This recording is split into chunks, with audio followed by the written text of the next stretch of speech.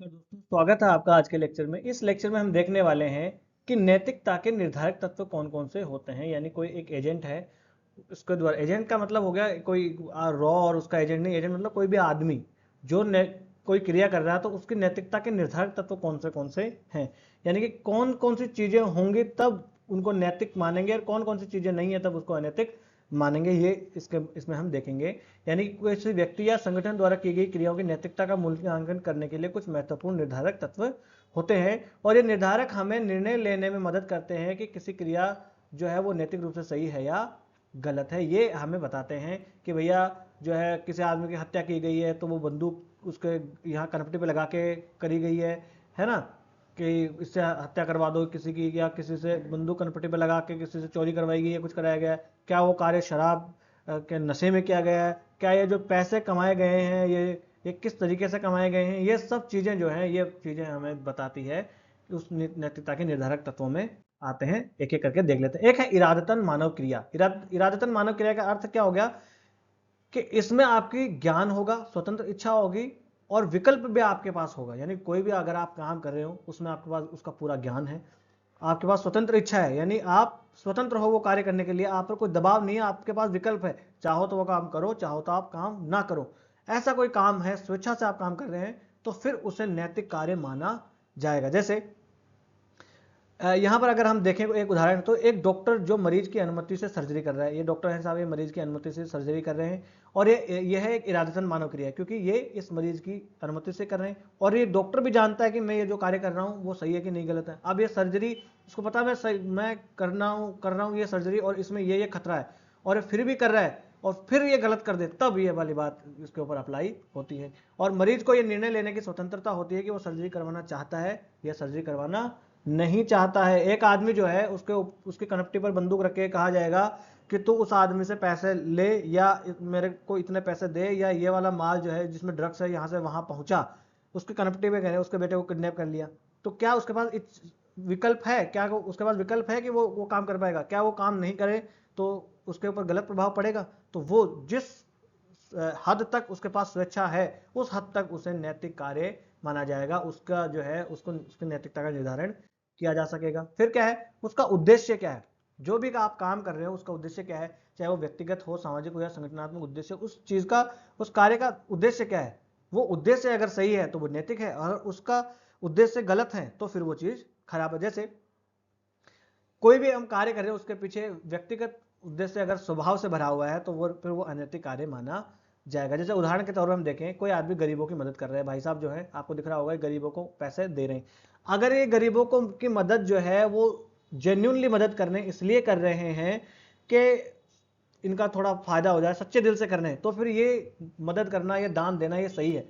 और अगर ये भाई साहब इसलिए कर रहे हैं कि थोड़ा सा टैक्स बचा लिया जाए, या समाज में जो है मेरी छवि सुधर जाए, इस प्रकार के उद्देश्य से करते हैं, तो फिर ये इनका कार्य जो है वो नैतिक नहीं माना जा सकता, क्योंकि इसका उद्देश्य इसकी हेल्प करना थोड़ी है। इसका उद्देश्य तो क्या है, इसका उद्देश्य तो कुछ और ही है। ठीक है। फिर है वस्तु की प्रकृति, है ना, क्रिया की प्रकृति क्या है, क्या वो सकारात्मक है, क्या वो नकारात्मक है, या वो तटस्थ है ना। जैसे क्रिया ये निर्धारित करती है कि वह क्रिया नैतिक रूप से अच्छी है या बुरी है, या कुछ तटस्थ भी हो सकती है। ऐसे काम जैसे भागना, हमें ऐसा देख लें भागना, तो भागना एक तटस्थ क्रिया है ना, उसमें तो वो सही भी नहीं है, गलत भी नहीं है कुछ भी। मगर चोरी करके भागना गलत है, और सुबह सुबह जॉगिंग के लिए भाग रहा है, अच्छी फिटनेस के लिए भाग रहा है, तो ये सही चीज है ना। तो ये आपकी क्रिया क्या है, वो हानि है कि क्या है ना। एक नकारात्मक क्रिया दूसरों को हानि पहुंचा सकती है, और एक तटस्थ क्रिया न तो योगदान करती है, नहीं हानि पहुंचाती है। जैसे एग्जांपल यहां पर दिया हुआ है कि एक कर्मचारी कार्यस्थल में भ्रष्टाचार की रिपोर्ट करता है, एक मीटिंग बैठी हुई है ना, उस पूरी मीटिंग में वो एक कर्मचारी क्या करता है कि वो भ्रष्टाचार की रिपोर्ट करता है, तो ये सकारात्मक क्रिया है कि भ्रष्टाचार को वो उजागर कर रहा है, विजिल ब्लो कर रहा है, वो विजिल ब्लोअर है वो, है ना। एक व्यक्ति हो सकता है कि उसको छुपाने का कार्य करे, एक व्यक्ति हो सकता है कि भैया ना तो वो छुपा रहा है ना बता रहा, आराम से चुपचाप बैठा है, इसमें मतलब ही नहीं है, तो वो हो गया तटस्थ, है ना। तो उसके क्रिया के आधार पर भी वो नैतिक और अनैतिक हो सकता है। एक हो सकती है परिस्थितियां, किस सरकमटेंसेस में आप वो कार्य कर रहे हैं, वो सरकमटेंसेस भी आपकी ये निर्धारित करती है कि वो कार्य आप जो कर रहे हैं वो नैतिक है या अनैतिक। जैसा कि यहाँ पर सामान्य, ये परिस्थितियां सामान्य हो सकती है या मांगपूर्ण हो सकती है। यानी परिस्थितियों की ये डिमांड है, उसकी मांग ये है कि ऐसा किया जाए। ठीक है, जैसे जिस संदर्भ या स्थिति में क्रिया की जाती है वह भी उसकी नैतिकता को प्रभावित करती है। मांग पूर्ण या चरम परिस्थितियों में लोग ऐसी क्रिया कर सकते हैं जो सामान्य रूप से अनैतिक लगती हों, लेकिन इन परिस्थितियों में उन क्रियाओं को सही ठहराया जा सकता है। जैसे कि सेल्फ डिफेंस। सेल्फ डिफेंस में एक आदमी किसी की हत्या कर देता है, तो वो नॉर्मल रूप से देखें तो यार किसी की हत्या करना तो गलत है, मगर अब उसको जब परिस्थिति समझ में आई कि यार सेल्फ डिफेंस में हत्या करिए, तो फिर गलत नहीं है, वो अनैतिक नहीं है। तो इसीलिए तो ये नैतिकता जो है, नीति शास्त्र, ये न्याय में भी काम आता है ना। अगर जब जज को ये पता लगता है कि भाई सेल्फ डिफेंस में मारा है, तो फिर वो सजा नहीं देते ना।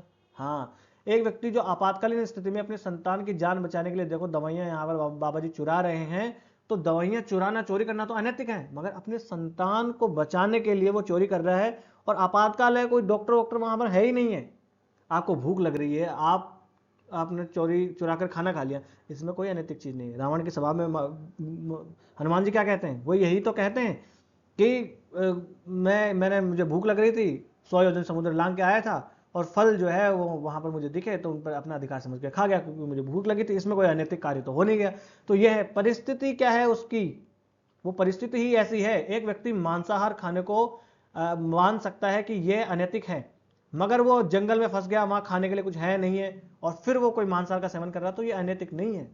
क्यों? क्योंकि परिस्थितियां ही ऐसी है जहां पर उसको ऐसा करना पड़ रहा है। एक आदमी को हत्या करनी पड़ रही है, एक आदमी को चोरी करनी पड़ रही है, तो ये परिस्थितियां हैं। अगर परिस्थितियां वैसी है, तो एक आदमी जो है वो सामान्यतः ना चोरी करता है, ना किसी को गाली देता है। अब उसको डरा धमका के लिया जा रहा है, उसके बच्चों को किडनैप कर लिया जा रहा है कि तू फला आदमी के घर में बम रख दे। मूवीज में आपने देखा होगा ऐसा, उसके घर में बम रख दे, उसको ये वाली उसकी हत्या कर दे, तब तो तेरे बच्चों को छोड़ेंगे, नहीं तो नहीं छोड़ेंगे। तो फिर वो इस परिस्थिति में वो काम कर रहा है, तो वो फिर वो काम जो है वो अनैतिक नहीं माना जाएगा।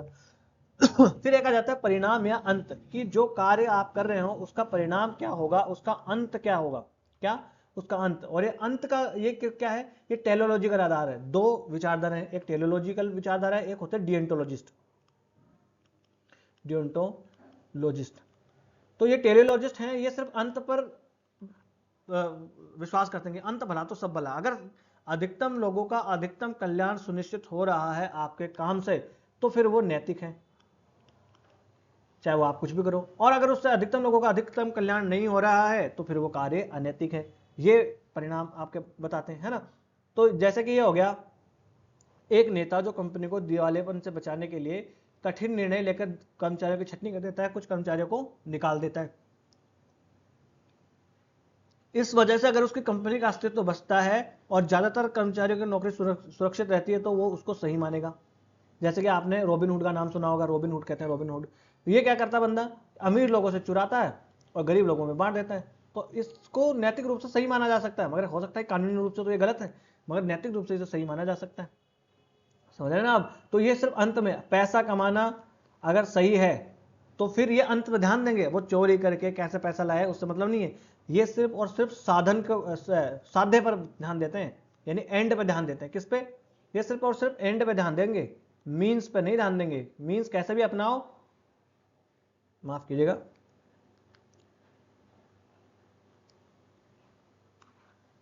मीन्स जो है वो कैसे भी अपनाओ, बस एंड जो है वो सही होना चाहिए। हाँ, क्या था कि मीन्स जो है वो कैसे भी अपनाओ, सिर्फ सिर्फ एंड जो है वो साधे जो है वो सही होना चाहिए, वो पवित्र होना चाहिए। उसकी बात करता है ये टेलोलॉजिकल विचारधारा। उस हिसाब से फिर वो उसको,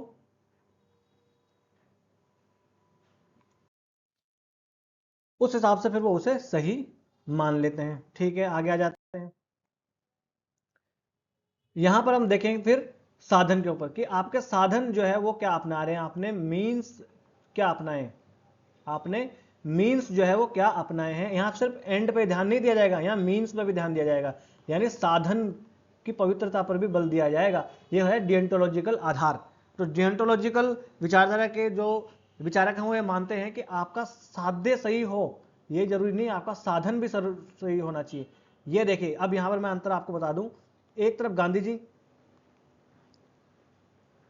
एक है सुभाष चंद्र बोस। अब गांधी जी क्या कहते हैं, नहीं भाई अहिंसात्मक रूप से जो है वो हमें स्वतंत्रता मिलनी चाहिए। सुभाष चंद्र बोस कह रहे हैं नहीं, हमें अहिंसा हिंसा से मतलब नहीं, अगर हिंसा करके भी सेना बना के ब्रिटिशर्स को हरा के हमें आज़ादी मिल रही है तो हम वो आज़ादी लेंगे और वो हमारे लिए नैतिक है, वो पवित्र है। मगर गांधी जी क्या कहते हैं, नहीं, आपका साध्य तो पवित्र है कि हमें आज़ादी चाहिए, स्वतंत्रता चाहिए, मगर आपके साधन, किस साधन से आप ले रहे हो वो भी पवित्र होना चाहिए। तो जीवन में हमेशा साधन और साध्य दोनों की पवित्रता होनी चाहिए। ये सिर्फ ना कि पूरे के पूरे परिणाम पर ही ये बताएंगे, ये उसका साधन क्या है, क्या विधियां आपने बनाई उसको भी ये देखेंगे कि कोई आप पैसा कमा रहा है तो वो हार्ड वर्क करके पैसा कमा रहा है या बस अब चोरी करके पैसा कमा ले रहा है। तो डिएंटोलॉजिस्ट है वो मानते हैं कि अगर चोरी करके पैसा कमाने से अधिकतम लोगों का अधिकतम सुख है तो चोरी करो, बांटो, कोई नहीं। मगर टेलीलॉजिस्टिकल क्या होगा कि नहीं, साधन और साध्य दोनों की पवित्रता उसमें होनी चाहिए। तो किसी चीज का, किसी क्रिया का साधन क्या है, वो साधन भी उसकी नैतिकता और अनैतिकता का निर्धारण करता है। तो बस आज का लेक्चर यही समाप्त कर लेते हैं। Thank you very much.